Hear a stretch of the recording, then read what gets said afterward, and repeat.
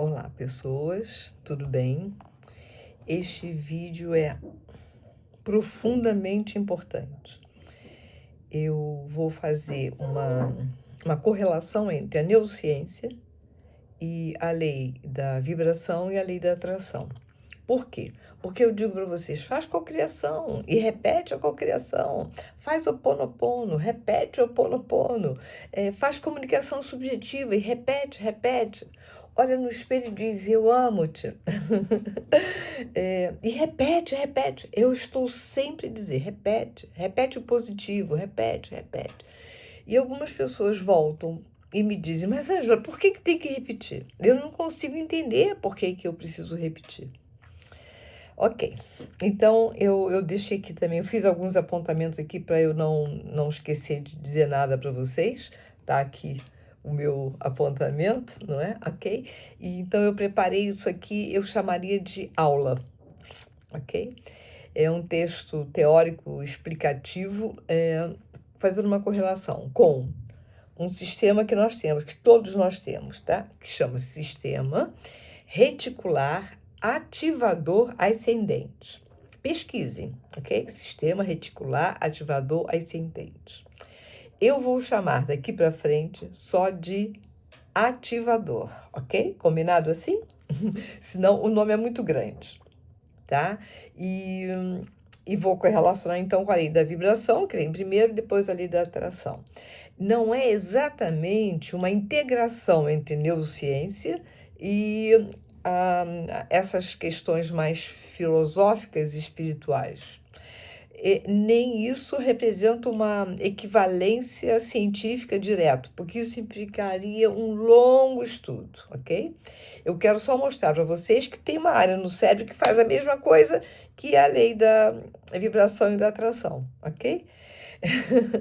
Esse ativador, ele atua como um algoritmo interno, ok? Pode chamar tecnicamente de um filtro biológico no tronco cerebral, uma palavra muito bonitinha, não é? Mas, na verdade, o que ele faz é colocar o foco em estímulos que sejam relevantes, interessantes, perigosos, enfim, né? E ignora todo o excesso de informação sensorial. Digamos assim, você está aqui na sua casa festejando alguma coisa e tá assim uma conversa assim, de todos os lados e você tem ali na sua frente uma pessoa que está a conversar só com você e você está muito interessado no que ela está a dizer. Você deixa de ouvir o restante do barulho, ok? Presta atenção se você não faz assim. Esse ativador vai fazer o quê? Vai ignorar o excesso de informações sensoriais, ok? Bom, o algoritmo das redes sociais, eles mostram mais do que você pesquisou. Então, se você está pesquisando hoje um colchão ortopédico, eles vão mandar uma porção de coisa. E até do que você falou, né? Porque às vezes a gente conversa a caminhar e depois quando eu vou ver, e olha, eles estavam ouvindo a minha conversa, não é? Então, esse ensaio de integração entre neurociência e espiritualidade não é para fazer prova de nada, é só para sensibilizar vocês dessa área cerebral, desse ativador, e que vocês passem a usar. Como esse ativador, ele vai levar você a compreender o seu mundo interno e a influência que tem, como a vida é percebida por você. Como a vida é vivida, é significada por você, ok? Tudo vai daqui, disto. Eu entreguei, na área de membros, eu entreguei um exercício para profissionais poderem fazer com as pessoas que estão atendendo, lá no consultório, né? Ok? Um exercício simples, mas que ajuda a perceber e, vamos dizer assim, mudar um pouco o foco do seu ativador, né? Por quê? Porque é o ativador que determina o estado de alerta, ou o estado de vigília, ou o que entra na consciência e o que não entra, ok? Ele faz mesmo igual ao algoritmo das redes sociais e prioriza conteúdo baseado em comportamentos e crenças, ok? Ele processa bilhões de estímulos e permite que apenas uma parte seja aproveitado, chegue na consciência consciente, ok? E vai priorizar informações alinhadas com metas, crenças limitantes também, né? Crenças fortalecedoras também, e as necessidades de sobrevivência. Então, ele vai ter a tendência de confirmar, reconfirmar o que nós já acreditamos, ok? Ou valorizamos, e vai ignorar fatos considerados por ele não importantes. É o ativador que faz com que você veja mais daquilo que você procura. Por exemplo, você diz, eu queria comprar um carro verde oliva. Olha, você vai andar na rua e vai ver uma porção de carros verdes oliva. Eles todos já existiam, todos, mas eles não eram o seu foco.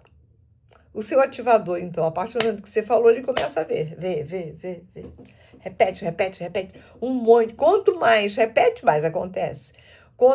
A fixação, ela acontece pela repetição, ok? Isso eu repito inúmeras vezes, gente. A mente registra pela repetição, ok? Então esse nosso ativador, que ele é uma rede neural, ele é responsável por regular a nossa consciência, o nosso foco, a nossa atenção, enfim. Ele faz a filtragem dos estímulos pela definição dele, ok? Você interfere nisso se você tiver consciência daquilo que você quer deixar entrar. E por isso é importante, quando eu digo, repete, escreve para você poder repetir. Vai lá, escreve. Okay? A vida é bela, depende do que a gente faz com ela. Eu todo dia dizendo isso. A vida é bela, depende do que eu faço com ela. Eu acredito, a minha mente também, o meu ativador diz, a Ângela via a vida bela. Não adianta. Não adianta dizer para ela que não é, porque essa informação eu estou a repetir para a minha mente todos os dias, a repetir e acreditar, ok? Portanto, o nosso ativador, ele vai ser uma forma de ativar um filtro, não é? E do ponto de vista neurocientífico, ele é altamente sensível a fatores emocionais, crenças, experiências prévias, ok? E também expectativas. E a ansiedade também. Aquilo que você considera relevante ou significativo, emocionalmente carregado, tende a receber maior atenção e destaque perceptivo e, assim, pensamentos recorrentes, sabe? Cai tudo aqui, um monte de pensamentos. Você vai moldar o foco da sua atenção, porque você está sempre a pensar naquilo. E aí, você está a mudar a sua percepção da sua realidade, ok? Ao correlacionar a neurociência com o funcionamento da lei da vibração, que é um princípio filosófico, espiritual, deem o nome que vocês quiserem, mas o que é que a lei da vibração afirma? Que tudo no universo emite frequência vibratória. Tudo, incluindo pensamentos, sentimentos, emoções e situações que você tenha vivido. Pode-se estabelecer, então, aí um paralelo com o seu estado emocional, né? Com, por exemplo, a gratidão, a alegria, o amor, a confiança, são estados elevados de vibração, não é? Já raiva, revolta, medo, ressentimento, culpa, seriam frequências baixas. Eu ensino isso na evolução espiritual. Na verdade, a neurociência não diz para a gente que essas vibrações, consideradas no sentido metafísico, são efetivamente uma ciência. Não, mas como ela acredita que as emoções influenciam o comportamento e a percepção e a tomada de decisões, Então, ela está a falar o mesmo que a lei da vibração. Se eu vibro elevado, eu vou, então, o meu comportamento vai ser elevado, a minha percepção também, a minha tomada de consciência, tomada de decisões também vai caminhar por ali. Se a minha vibração é baixa, olha, lamenta-se, não é? Eu vou estar vibrando baixo, vou também ter comportamentos repetitivos baixos, vou percepcionar a vida muito negativa e vou tomar más decisões, né? Mais no sentido de que depois eu vou ficar com consequências negativas, né? Se a gente for agora juntar a lei da 10 minutos já, a lei da atração, ela vai sustentar o quê? Que o indivíduo atrai, o ser humano atrai experiências compatíveis com a sua vibração predominante, não é? Então, neurociência, algoritmo interno, né, o ativador, lei da vibração, quanto mais alta, melhores os comportamentos e decisões, etc. Quanto mais lei da atração, ok. Eu atraio aquilo que eu estou emanando, eu estou atraindo. Portanto, o ativador, ele explica a lei da vibração e da atração, ok? Ao manter pensamentos e emoções recorrentes,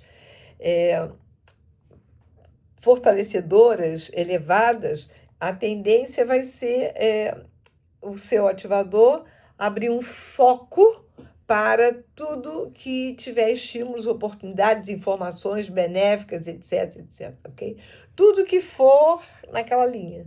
Ele vai manter o foco ali.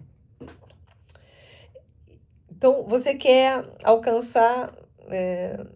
vamos falar do carro verde oliva. Então, você quer comprar um carro. Você nem sabe como é que você vai fazer para comprar aquele carro. Mas aí você começa a dizer para você, eu mereço um carro verde oliva. Olha, aquele carro dali é bonito. Olha, eu posso começar a mealhar dinheiro.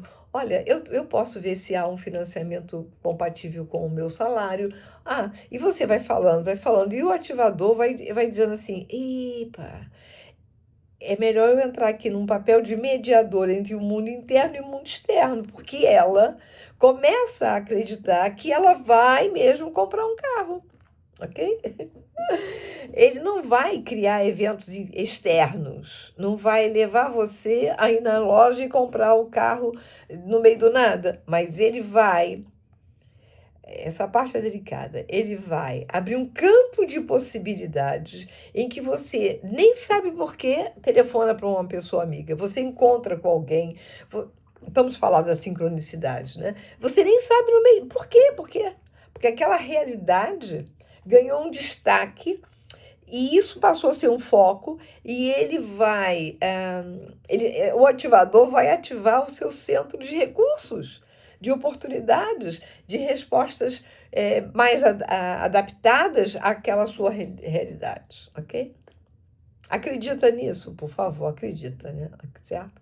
E aí, fazendo um bom uso desse ativador, nós vamos estimular o quê? Visualização criativa, afirmações, cultivo de estados emocionais positivos elevados, reprogramação mental, comunicação subjetiva, ok? Portanto, deu para vocês entenderem que o ativador pertence ao domínio da neurociência, as leis da vibração e da atração pertencem às questões filosóficas espirituais, mas é possível estabelecer aí uma correlação teórica entre esses dois conceitos. Eles apontam para a ideia de que aquilo que se mantém de forma predominante na mente e nas emoções exerce profunda influência sobre a maneira como a realidade é percebida, interpretada e vivenciada por cada um. Ok? Deixa eu ver minha cábula aqui, o que faltou dizer? Faltou eu falar da metáfora, né? Ok. Então, pensa que o ativador é uma lente da sua consciência.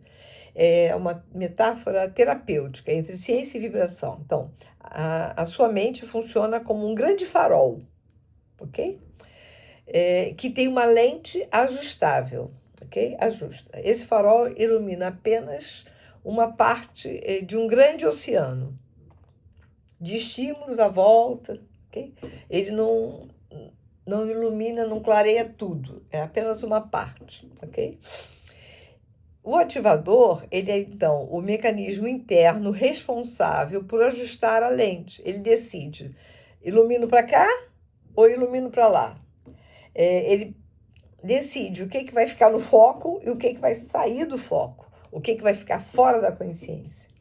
Portanto, é mesmo um filtro. Ele ajusta a lente para cá, para lá, para cá, para lá. É assim que a gente vai funcionando, ok? E aí ele vai jogando fora estímulos que não estão, segundo o ativador, não são do seu interesse. Okay? É o algoritmo interno, mesmo assim.